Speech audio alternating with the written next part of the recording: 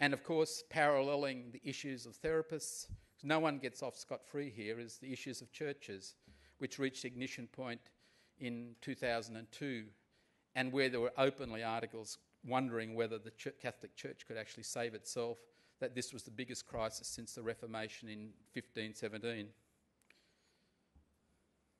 And of course, we've touched on today in other presentations the issue of the Freudian psychoanalytic heritage, which for the best part of 80 years succeeded in denying the reality of childhood sexual abuse. And it's only in recent years that the primary architect, and again, I guess the St. Paul of the psychoanalytic movement, if you put it that way, the one who was more responsible for spreading psychoanalysis than Freud himself was Ernest Jones. And in recent research has indicated that he sexually abused 3 children in a British school in 1906. There were multiple instances of him being involved in boundaryless sexual escapades with patients. And yet, he went on to write the official biography of Freud. And these are just patients that one sees over the years, all of whom are now dead, because, like I said, this is serious mental illness. And that was someone I briefly had contact with, not involved in their care, but who subsequently suicided, who had DID and was a product of abuse in the orphanage system. Orphanage systems are particularly abusive because they're so unaccountable.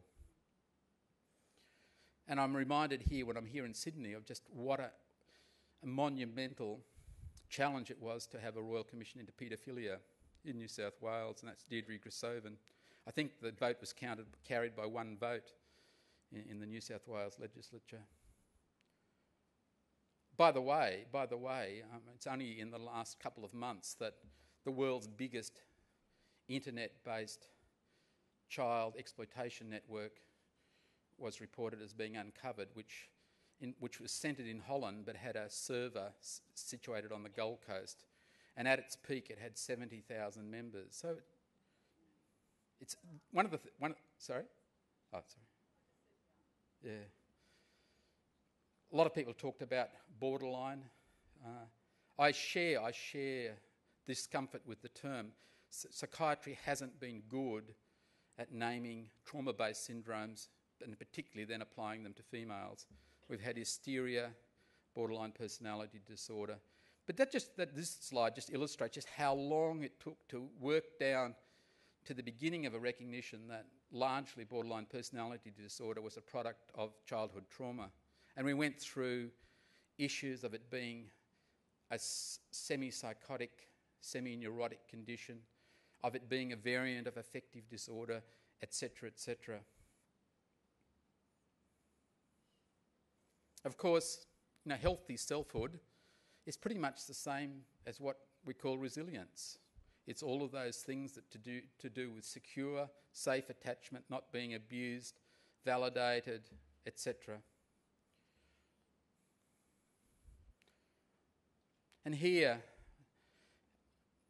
this is just the backdrop to the period where I became particularly involved with trauma and dissociation. And these are the slow uncovering of the expanding empire of trauma, where we uncovered natural disasters. We then got to the battered child syndrome, and then the shaken child syndrome, and then we became aware that in fact borderline personality disorder was a trauma-based syndrome, and the DSM incorporated for the first time PTSD and dissociative disorders in 1980.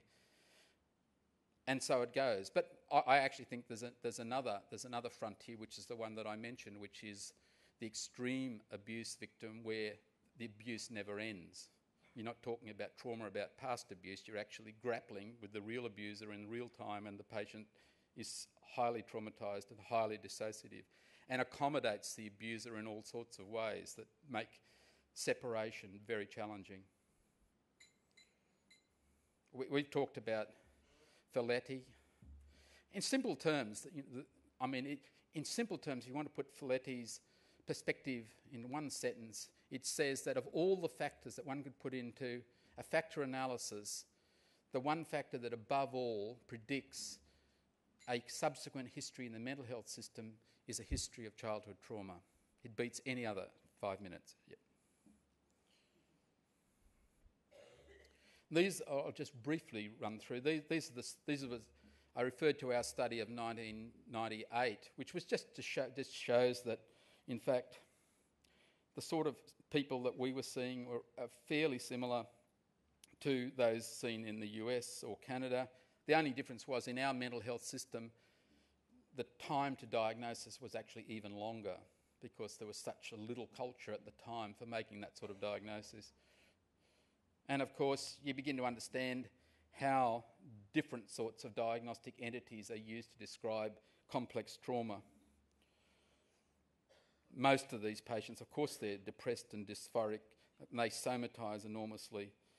And in our study, 73% fulfil full diagnostic criteria for borderline personality disorder, and virtually all the others would have some or most of the diagnostic criteria.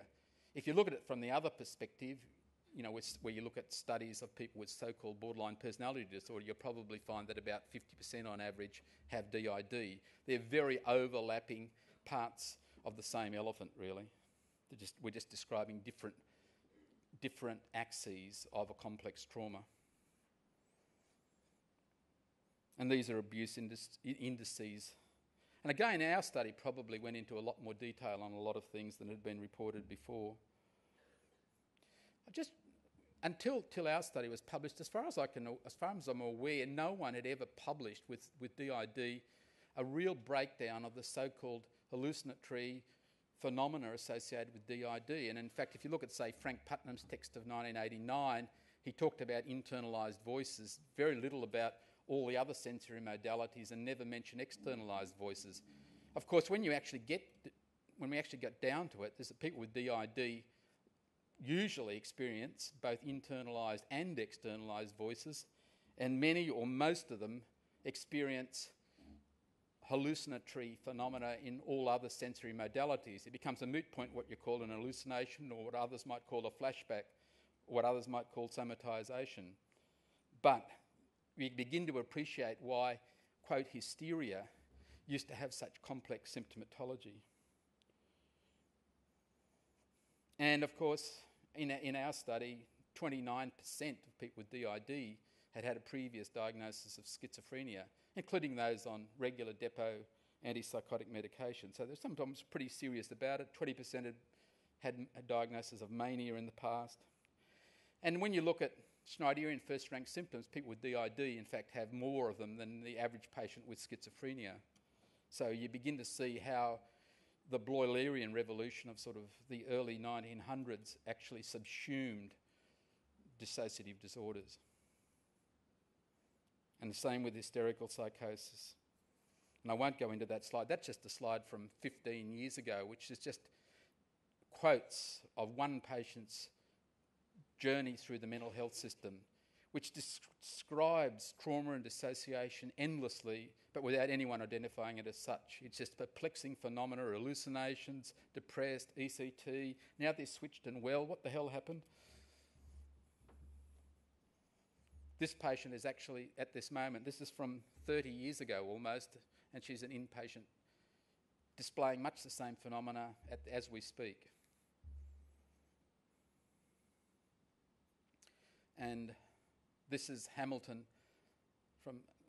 from Hamilton's psychopathology, Fisher's clinical psychopathology of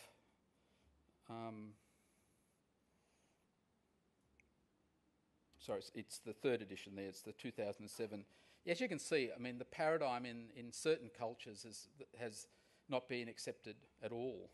The British have been, you know, pretty resistant in that sort of articulation. And there's the one from, it hasn't improved much from 1974, really.